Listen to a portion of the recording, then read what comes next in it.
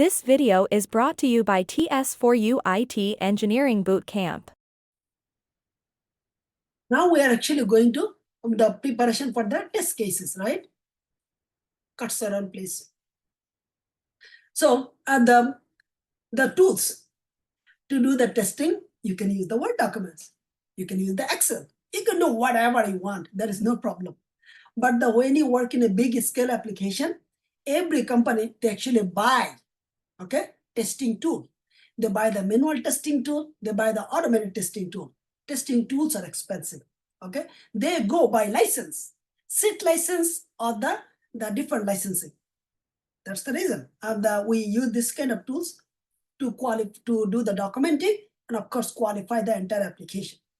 So in the testing tool, there is the thousand of functionality, okay? But some of this you have to know. You need to have a test case template. A template is nothing but the whatever it's called. Blueprint means what you want to see in your test case, basically. You have to create test plan for each feature.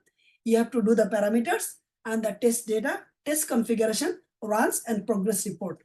Basically, if you know this testing tool very well, and if you work on any of the project, it is the 50% chances that you can apply for the manual testing job. Because manual testing is 50% normally, automation is 50%. Some project, the automation is 60%, manual is 40%.